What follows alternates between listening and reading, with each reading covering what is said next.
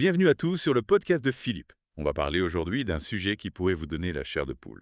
La fusion de la robotique et des insectes. Des insectes robots. Oui, des insectes sophibores. On va explorer comment ces créatures hybrides pourraient révolutionner les opérations de sauvetage et les avantages qu'elles offrent par rapport aux robots classiques. Fascinant.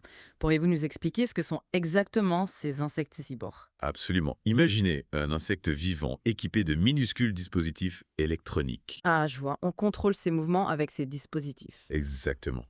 C'est comme si on rajoutait une couche de technologie à la biologie incroyable d'un insecte. Et quel est l'objectif principal de cette technologie? Eh bien, les chercheurs envisagent de nombreux usages pour ces insectes cyborgs.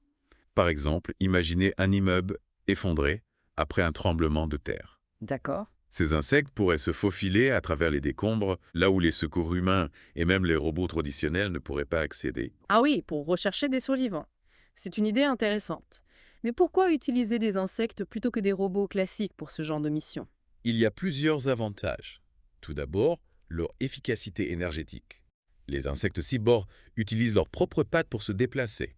Ils n'ont pas besoin de moteurs énergivores comme les robots. Exactement. C'est vrai, les insectes sont des merveilles d'ingénierie naturelle. Absolument.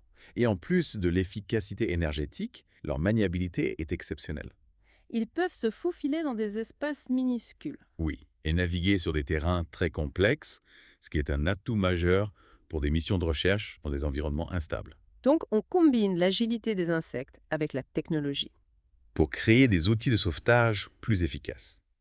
Mais j'imagine qu'il y a aussi des défis à relever pour contrôler ces insectes modifiés. Oui, comment on fait ça? Le développement de l'algorithme de contrôle est un vrai défi. Il faut s'assurer qu'ils évitent les obstacles. Qu'ils ne restent pas coincés. Oui, et qu'ils fonctionnent de manière autonome, sans trop d'intervention humaine. Intéressant. Et comment ces insecticibores se déplacent-ils en groupe? Les chercheurs s'inspirent des essais d'insectes. Ils utilisent un modèle leader-sweeper. C'est-à-dire? Un insecte cyborg est désigné comme leader et les autres le suivent. Ingénieux. Mais comment on s'assure que les insectes suivent le bon leader? C'est là que la technologie entre en jeu. Grâce aux dispositifs électroniques, on envoie des signaux spécifiques au leader. Et il les transmet aux autres. Exactement. Cela permet de guider le groupe. C'est donc un savant mélange de biomimétisme et d'ingénierie de pointe. Mais on ne peut pas ignorer les questions éthiques que soulève ce genre de manipulation du vivant. Ah non, absolument pas. Est-ce qu'on ne risque pas de perturber l'écosystème avec ces insectes modifiés? Quels sont les risques pour les humains? Qu'en est-il du bien-être des insectes eux-mêmes? Ce sont des questions extrêmement importantes. Et on va justement les aborder en détail dans la suite de notre discussion. Restez avec nous. Alors justement, parlons des questions éthiques. Commençons par l'impact sur l'écosystème. Si ces insectes modifiés se propagent dans la nature, quelles conséquences? C'est une question cruciale. Les chercheurs en sont conscients. Pour minimiser les risques, on explore plusieurs pistes.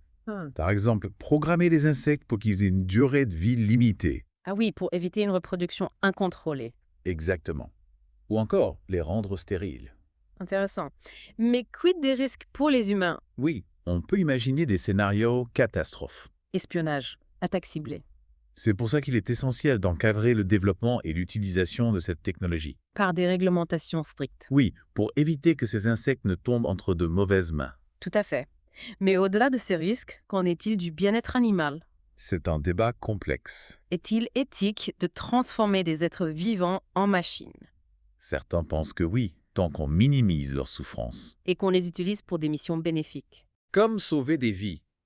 D'autres considèrent que toute manipulation du vivant est inacceptable.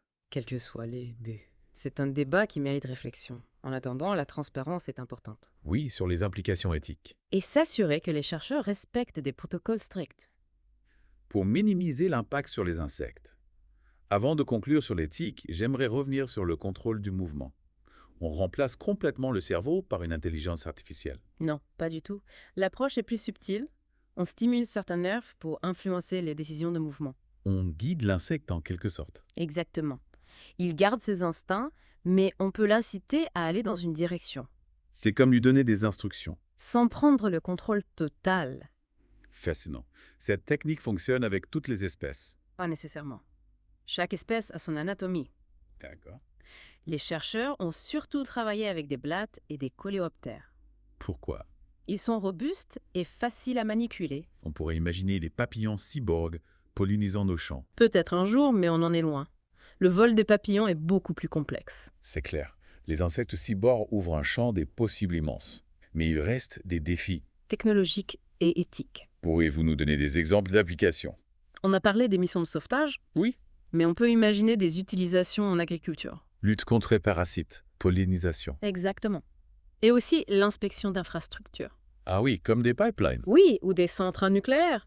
Leur petite taille permet d'explorer des zones dangereuses. On voit le potentiel énorme de ces insectes. Mais il ne faut pas oublier les questions éthiques. Absolument. L'innovation doit aller de pair avec la responsabilité. Bon, on arrive à la fin de notre exploration des insectes cyborgs. Qu'est-ce qu'on peut retenir? Que les insectes cyborgs représentent une avancée technologique fascinante, avec des perspectives incroyables dans plein de domaines. Le sauvetage, l'agriculture, l'inspection d'infrastructures. Mais cette technologie soulève des questions éthiques, Oui, c'est un sujet sensible. complexes même, qui nécessitent une réflexion de la société. Pas seulement des scientifiques. Il faut trouver un équilibre entre innovation et responsabilité. Absolument, pour que cette technologie soit utilisée à bon escient, qu'elle ne se retourne pas contre nous. L'avenir des insectes cyborgs dépendra de notre capacité à les développer et à les utiliser de manière éthique. Merci beaucoup pour toutes ces explications. J'espère que nos auditeurs ont apprécié cette plongée dans le monde fascinant des insectes cyborgs. N'hésitez pas à partager vos questions sur nos réseaux sociaux. Et pour ceux qui veulent explorer d'autres sujets, abonnez-vous à notre chaîne YouTube. On se retrouve bientôt pour un nouvel épisode du podcast de Philippe.